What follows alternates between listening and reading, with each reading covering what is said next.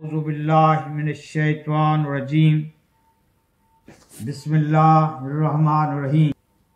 آج کا میرا موضوع ہے 3 لفظوں پہ: جہاد، غزوات اور سریہ۔ ان پہ میں مختصر روشنی ڈالوں گا۔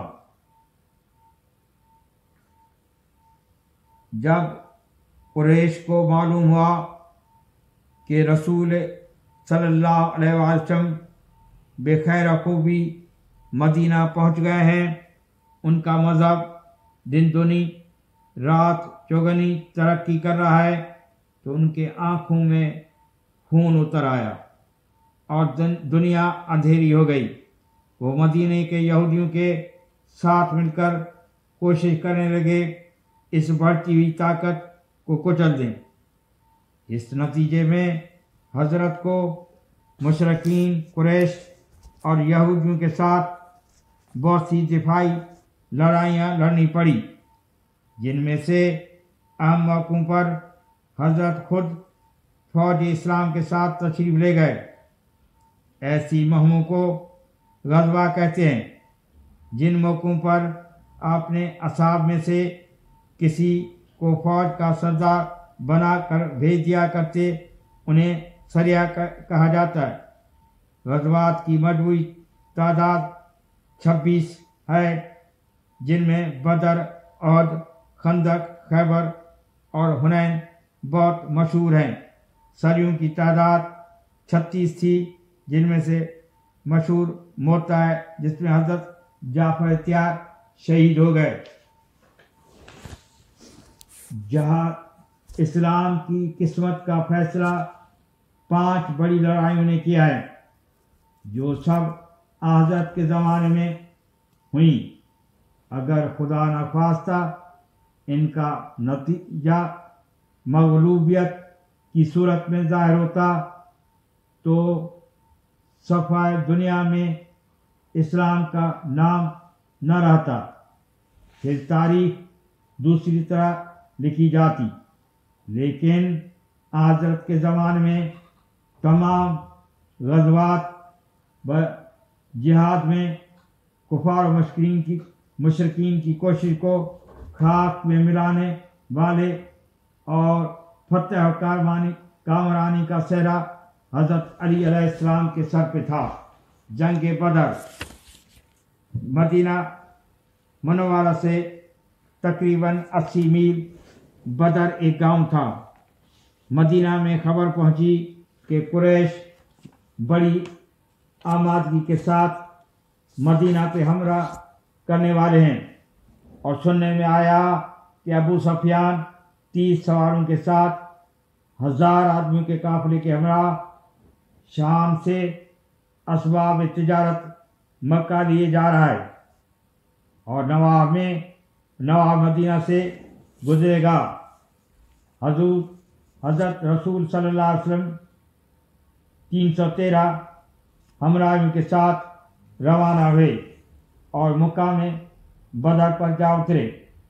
قریش 950 آدمیوں کی جمعیت کے ساتھ ابو سفیان سے ملنے کے لیے روانہ ہوئے۔ لڑائی ہوئی، خدا نے مسلمانوں کو مدد دی، جس سے یہ فتح یاب ہوئے۔ 70 کفار مارے گئے، 70 ہی اسیر ہوئے۔ 36 کافروں کو حضرت علی نے قتل کیا۔ اس لڑائی میں ابو جہل اور اس کا بھائی آس اور عتبہ، شیبہ، ولید بن عتبہ نیز اسلام کے بہت سے دشمن مارے گئے۔ اس پہلی جنگ کے علمدار حضرت علی علیہ السلام تھے۔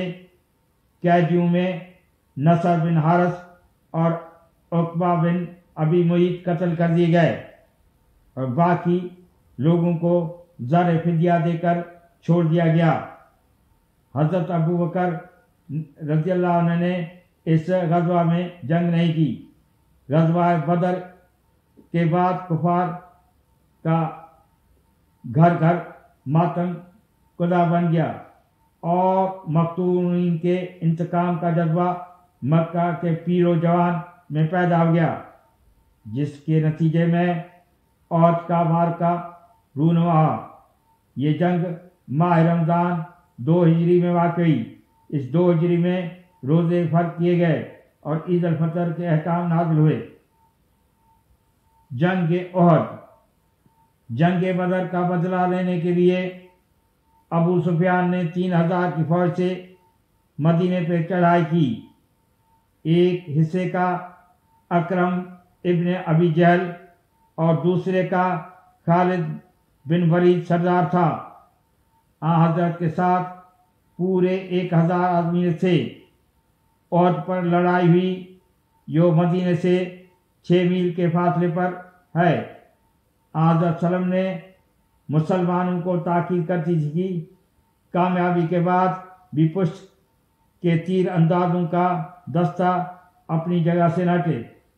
مسلمانوں کو فتح ہونے کو تھی کہ تیر اندازوں کا وہی دستہ جس کے سرکنے کی معاونت کی گئی تھی خلاف حکم خدا اور رسول مال غنیمت کے لالچ میں اپنی جگہ سے ہٹ گیا، جس کے نتیجے میں فتح و کامرانی شکست و نامرادی سے بدل گئی۔ حضرت حمزہ اسد اللہ شہید ہو گئے۔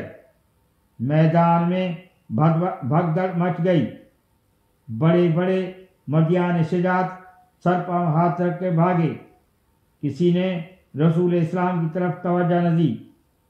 تاریخ میں ہے کہ تمام صحابہ رسول خدا کو میدان میں چھوڑ کر بھاگ گئے۔ بروایت الیعقوبی 39 صرف 3 صحابی رہ گئے تھے، جن میں حضرت علی علیہ السلام اور 2 اور تھے۔ بروایت بخاری حضرت ابو بکر رضی اللہ عنہ، حضرت عمر اور حضرت عثمان بھی بھاگ نکلے۔